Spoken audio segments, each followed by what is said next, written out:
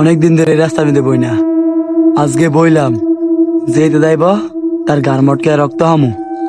প্রতিদিন থেকে তাড়াতাড়ি কইরা আজ যে স্যার হিলি দিলি কইরা 10টা বাজে লাইছে।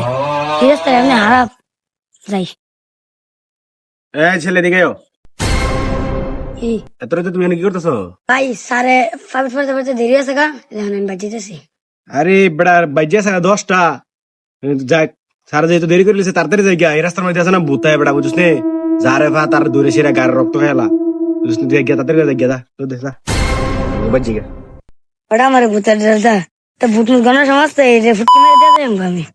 ওই যে একটা আইতা আছে তারে আজকে খামু।